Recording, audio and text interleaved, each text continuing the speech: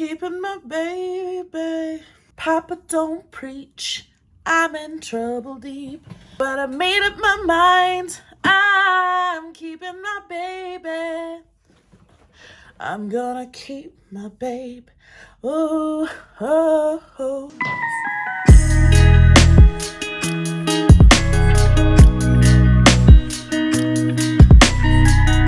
Hey, it's Gabby Fé. Welcome back to my channel. If you're new here, thanks for coming along my journey. Make sure to subscribe, like, and follow. Comment below what more you want to see from me. As you guys know, right now I'm the American living abroad in Trinidad. This is my first time living outside of the USA, and I'm having a lot of fun. Lots of challenges too, and I have a whole playlist of everyday, like weekly video vlogs that I've been doing and recording in Trinidad and Tobago, and just navigating living in a new country that is foreign to me. So I first want to answer a couple of you guys' questions. I've been reading the comments in the last few weeks, and people have questions about what it's like to live in Trinidad and Tobago, and so I'm going to answer them today. Someone asked about the cost of living. So it's different everywhere you go, and it depends on which part of the island you want to be at. My mom is from Trinidad, so she has a house there already, so I stay with her, but we also rent out apartments to people, and so the average apartment, I feel like, would be $2,000 a month or $2,500 a month TT, not USD. So for every $1 American dollar, which $1 USD dollar, it equals to seven Trinidad and Tobago dollars. So their dollars is called TT, our dollars is USD. So $1 American dollar equals 7 TT dollars.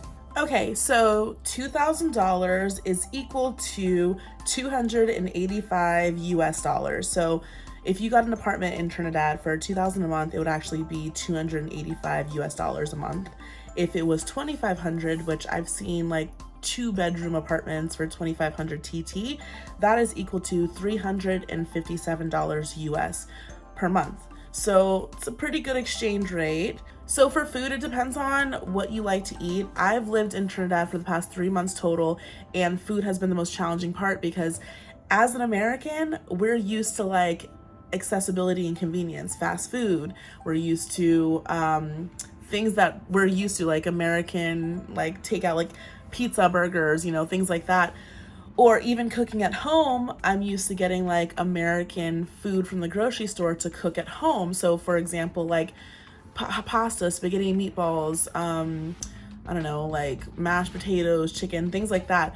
Those aren't like native foods in Trinidad. The native foods in Trinidad, which I love, it's my favorite food. I'm not the best at cooking it yet. Like I am, and then I'm not. So like if I try really hard and concentrate, I can figure it out. But like my go-to is like American dishes. So like when I go to grocery stores in Trinidad, there aren't anything that I recognize. Like I don't recognize American brands. Like if I want to do taco night, I'm looking for sour cream.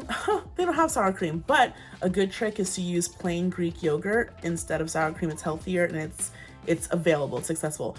Also salsa, like anything that I want from the grocery store, if it's there, it's at a high price because they had to import it from America down there. And that's why for me, I feel like moving forward, I would prefer to learn the native foods and dishes in Trinidad and how to cook them myself, because it's just cheaper to eat there. So like native foods, curry chicken, roti, curry goat, rice, stewed chicken, stew beef. I know how to make stew beef with red beans and white rice. It's one of my favorite dishes. Plantains, like callaloo, which is like a spinach dip type thing. Bhaji, which is also like a spinach dip type thing. Those things are accessible and they're cheaper to eat. But if you want to eat like an American, you're gonna be spending like American money, which I don't want to do. If I'm going to translate my money into TT dollars, I want to live like a local, you know what I mean? So I would just suggest that, like, just forewarning, if you're going to Trinidad, like you want American, like if you want like those like salsa for your nachos, those are imported items that you're gonna have to get, and they're equivalent to the American price for paying them. keep that in mind. I will also recommend you, if you are living in Trinidad or if you're going there for a long period of time, to either get a friend with a PriceSmart card or invest in your own PriceSmart card. I think it's like 50 US for the year.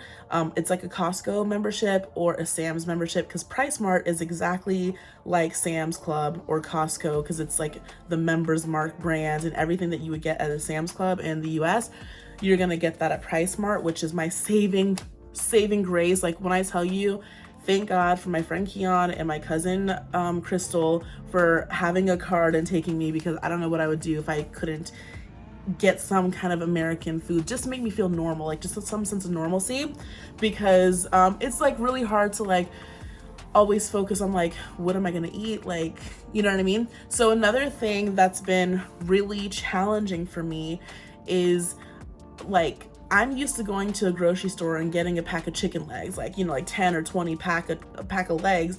They don't sell chicken like that. They sell it like they kill the chicken in front of you and sell it. So needless to say, my first world problems and American privilege, I don't like to see chickens getting slaughtered right in front of me, wrapped up in a little bag and given to me. I don't like it. I know, like I said, all of us that eat meat, all of us that eat chicken, those are all dead chickens. They had to die at some point for us to eat it, right? But in America, I can go to the grocery store, just get them frozen or fresh, all in a pack, and not have to think about the process of slaughtering these poor animals so that I can eat dinner. I'm just saying, like, and they do have some of that in the grocery store, but it's like most people, they go to the chicken depot because it's on every corner. You're gonna see more chicken slaughterhouses, chicken depots to get your fresh chicken than you are seeing people go to the grocery store to get it, because it's better, it's healthier, fresher, it's better for you, fresher. I don't like the processes. Let me just tell you a story. So my mom's like, yeah, the chicken depot, I'd never been, like I said, thank God for my mom. She cooks for me when I go to Trinidad, so I don't have to worry about it. I get all the good, delicious food without seeing the horrorness behind it. And I'm saying horror as in like Americans, obviously, it's the same process as well. We just don't see it. We're not exposed to it because we don't have slaughterhouses. So we just go to the grocery store and they're already dead. You know what I mean? So my mom's like, remember, I'm by myself for these past 3 months. My mom's like, just go to the chicken depot, this place, get you a fresh chicken. It's really cheap and really good, you know, all organic, all healthy. All right, yeah, so I go. I kid you not, I parked my car.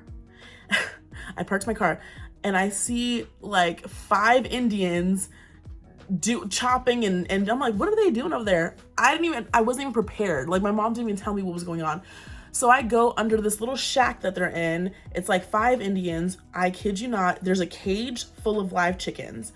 One guy is taking, all the chickens are just in there waiting for their death. One guy takes the chicken by his neck, as the chicken is alive, puts him in a scale to weigh him to see how much he would be. So he weighs him, writes down the weight, immediately takes his neck, puts the chicken upside down, puts his neck into this little wooden thing and cracks it. Like, he presses a button and it cracks.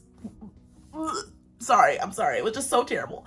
And then once the neck is cracked, he gives it to the woman, and this woman puts him down on the table, and you look at the table and it's like 10 dead chickens with their necks cracked and the blood. It's like 10 cracked, bloody necks all on the table. And then the third lady gets the broken chicken neck off the table, like the whole chicken, and then puts them through this grinder, and then they start grinding the body, and then the body comes out. It defeathers it. So this machine defeathers the chicken, and then the chicken comes out bare, and then they put it into the grinder for ground chicken, and then they grind it up, and then they like come out in a little grind ball, and then they put it in a plastic bag, stick a sticker on it, and then put it on the table, and then you go on this side of the table, and then you pay for it. When I tell you the trauma, like, it's like you're seeing everything happen. And like I said, in America, what do we see? We go to the grocery store, they're dead. They've been dead for 3 to 6 months, probably a year, because, you know, our chicken is not fresh. They're wrapped up in a plastic bag. You put it in your grocery cart. You check out, and there you have chicken for dinner. No, no, no, no, honey. I saw a live chicken, and the process happened in 5 minutes. He went from live in the cage to scaled, to see how fat he is, to see how much they're gonna charge us, to broken neck, to defeathered, then to chopped up. So like, if you didn't want ground chicken, you could have like the regular like whole chicken chopped up. So after they like defeather him, his body's all bare, then they chop him up into little pieces, put him in a bag, stick a label on it to show you how much it is, then you just pay the lady. And then you thought I had the heart? I just saw the chicken. The chicken's eyes made eye contact with me. The chicken made he looked directly at me like, you're really gonna eat me? No, you're right. I'm not gonna eat you. I'm not gonna eat you. Me and the chicken had a connection. We made eye contact, and now he's dead in a bag waiting for me to purchase. I'm sorry. I can't do it. I took my butt to the grocery store down the street. The dead chicken that was already wrapped up for months and it's been there, I will happily eat that for dinner, okay? I just made eye contact with the chicken. I cannot eat the chicken. Anyways, like I said, American privilege, first world problems, first world privilege, like, because if we're really thinking about it scientifically and not emotionally, it's healthier to eat the chicken that you saw get killed, because you know that they didn't inject him, they didn't put anything in your food. Like, it's fresh. You saw him alive, then you saw him dead the same day, and then you eat him the same day. It's like he was alive this morning and now he's dead on your dinner table at night. Emotionally, couldn't do it. Scientifically and health-wise, that's probably the healthiest way to process meat. Emotionally, could not do it. So yeah, that is one of the things. And then like, again, people in Trinidad live off the lands. They live naturally. They live more healthfully than we do in the United States, because everything here is processed, has additives, has things that's just not really good for your health. So I do like that I get to eat, you know, more healthy, more natural there.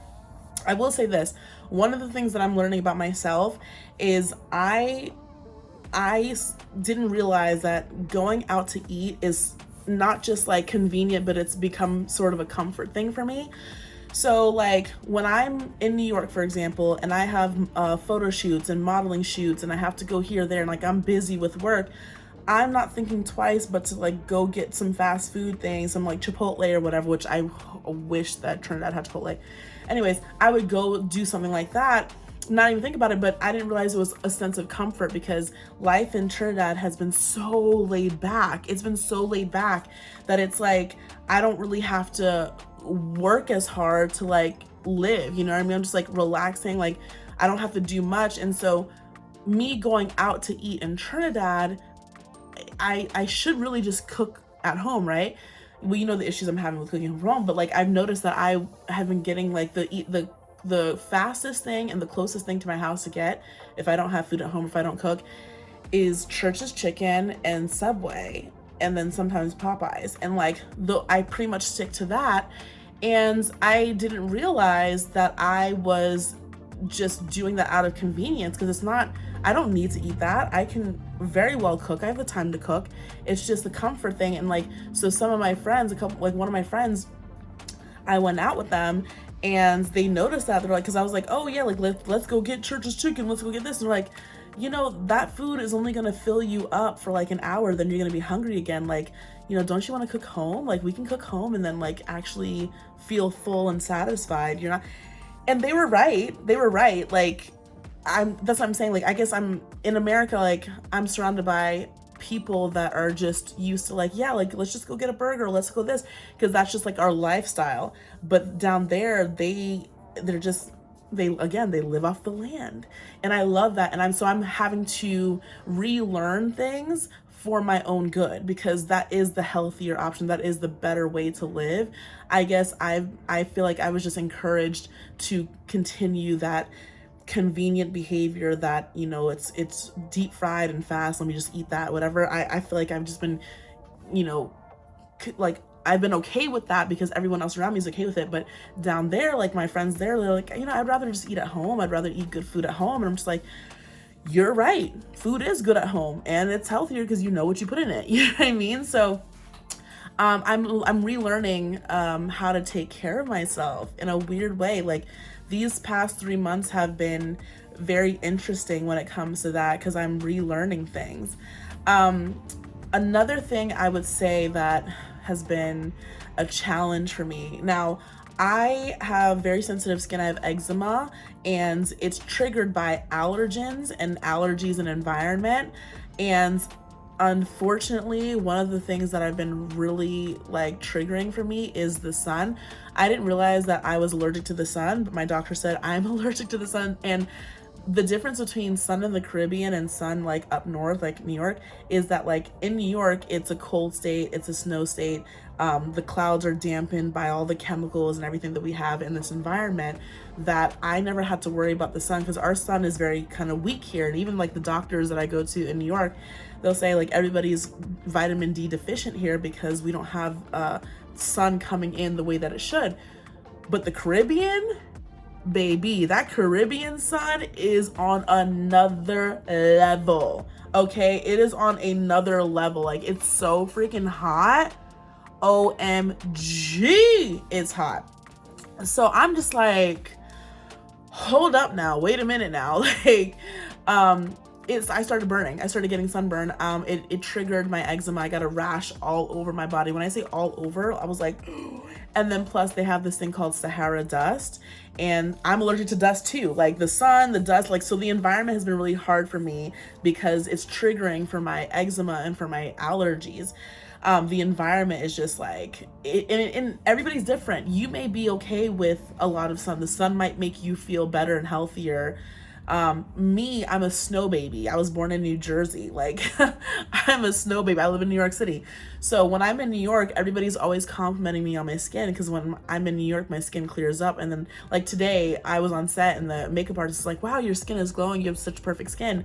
Thank you. That is when I'm in colder weather in New York, upstate, northeast. That's when I'm getting that. But the sun in the Caribbean is real sun. There is no filter on that sun. So I'm having to relearn how to dress, and I'm having to relearn when to go outside. Like the doctor pretty much said, like, stay out of the sun. You cannot be out of the sun. You cannot be in the sun. Come outside after 5 p.m. Or when you go outside during the day, make sure to wear long sleeve, like long sleeve shirt, long sleeve pants or skirt. I'm looking at him like, sir, it is 1,000,000 degrees out here. Where in what universe am I gonna find long sleeve, or am I gonna wear long sleeve anything in this weather? Like, just put me in an oven then. At this point, put me in an oven, put the degrees up to 400. Cause like, so if you have any tips on long sleeve clothing that I can protect my skin with, comment below, because I really would like to know, because this doctor was not making any sense. Like I understand why he said it, because I do need to stay out of the sun, but like long sleeve in 100-degree weather? Only thing I think of is a hijab. I'm not Muslim, but when I think about the girls who wear hijab, they have to cover their whole body all year round, even if the sun is hella hot. So I'm thinking they must have made their hijabs and their garments really breathable and really like airy, so that they're not like dying under the sun, that they can like actually function in hot weather while being completely covered up. So I'm assuming, I've never worn a hijab, but I'm assuming that the fabric is just really thin. So I don't know, girl, Muslim girls, I might just be investing in a hijab to cover up my skin. And that's the thing too, like when you think of going on vacation to the Caribbean, you think about wearing the sexy short skirts and the short shorts and your little bikinis. And me too, girl, because I'd be out there on that boat in a bikini. But when you're allergic to the sun and you don't want to do all that, this is the issue that I'm coming across. So that is another challenge that I have been facing. So someone asked about traveling to Trinidad. It depends on where you're traveling from, but I've traveled from pretty much New York, Florida, and California. I think California is a bit more expensive because it's further, but I would say an average that I would pay round trip is $400 to $500 coming from Florida or New York. And then if you're coming from LA or the West Coast, it might be $600 round trip. So I would say that my recommendation is you if you're coming for Carnival, for example, that's when all the tourists come. Like everybody, like the island is the most full during Carnival. So I would, in advance, book like a month or two in advance, book an Airbnb. I have an Airbnb. You can book through me, okay? You want to book my Airbnb and stay in Trini? Just let me know, honey. I have an Airbnb. And if you're going for a vacation or a trip, I highly recommend you hire a driver, because you don't want to like, and I'm talking to like Americans here or anybody that might have the same rules as us. Like, we drive on the right side of the road in America. In Trinidad, they drive on the left side of the road. And I've been driving there for 3 months, and it was shaky and a little scary at first. I'm like, oh my gosh, not only are they driving on the left side of the road, but the wheel is on the passenger side and the indicator is on the opposite side and the windshield wiper is on the opposite side. So everything is the opposite. So, you know, if you're going for vacation, I personally think it's worth it to hire a driver for the week. It's not that expensive. Invest in a driver so that you don't have to think about where you're gonna park your car, if it's gonna be safe and it's gonna be still there with the hubcaps on when you come back. Why even, and then plus you're foreign, like you're not from there, you don't really know where to go, what the good areas are, what not the good areas are. So for your own safety and convenience, hire a driver. I know a couple. I can be your driver, like depending on what the season is, but like you know what I mean? Like, do that, because what I have found is when you have a driver and you're ready to go, like they'll pick you up from your Airbnb or wherever you're staying. They'll take you to the event. They'll even stay at the event, wait till you're done, or come or loop back around, pick you up. Like if you're drunk at 2 a.m. in the morning, you don't want to be like thinking about driving back to your hotel or to your Airbnb. So having a driver is the best way. And as far as prices, it really just depends on the season and the amount of days, but it's reasonable compared to renting a car, paying for gas and paying for parking. The driver's probably going to be cheaper than all of that. I'm just saying. So that, and then someone had a question about jobs in Trini. So it depends on your situation. Technically, if you are not a Trinidadian, you can't technically work on paper in Trinidad. I'm sure you could find odd jobs to do, but I just would recommend getting a remote job from the US and then staying and living in Trinidad if you wanted to do something like that. Because you can't work in a country unless you are like a citizen or have a green card or something. So it's like legally anyways, you could probably do some like, you know, gigs, some like one-off. So it depends on your industry, but they're big on tourism. They are big on coconuts. Like, you know, you could be a coconut man, coconut girl. You don't need papers for that kind of work. So yeah, you know, like island life is the island life. Like when I think about the coconuts and the coconut man, like coconuts are a big deal. Well, like when I see like movies or cartoons about island life or vacationing on an island, I always see someone drinking a coconut with a straw in it. It's really cute. And that's like my favorite way to drink a coconut is put a straw and start slurping. So yeah, those are a few things that's been going on. Be sure to keep up with me on Instagram, TikTok, YouTube. Like I said, I do weekly vlogs of living in Trinidad, a girl, American living abroad in Trinidad. Make sure to comment more of what you want to know about living in Trinidad, what you want to see more of on my channel. I didn't even get into Tobago, but yeah, Tobago is like my favorite thing about living on an island, because Tobago is known for the glass bottom boat tours, the nylon pool, which is like this really pretty blue water that you can see like clear as day through and your toes and everything. Like it's just, oh, it's beautiful. I'm a huge Bob Marley fan, and I just feel like when I'm sitting on a boat or like just rocking back and forth on a boat, or if I have my little margarita and drinking in the nylon pool. And the nylon pool, even if you don't know how to swim, it's perfect because the water only goes up to like mid-thigh. So you could do that, and you know, it's just nice. And I just think about like, you know, I'm listening to Bob Marley or carnival music and I'm just vibing out. Tobago is really cool. Tobago is like the place where Trinidadians vacation. So if like Trinidadians want to go and take a holiday or go on vacation, they just take the boat or the plane to Tobago, and they just like enjoy the sea life, the boat life. Like, you know, there's drinking, partying, relaxing, snorkeling. Like, you see the beautiful marine life and the coral reefs and the fish and all the people. There's really dope. There's this thing called Sunday School on the Buca Reef. It's my favorite thing. Every Sunday they play like old time calypso music, 80s music. People are just vibing, dancing. Like, it's my thing. It's my thing. I love it. So this has been a 3-month update. I hope you enjoy.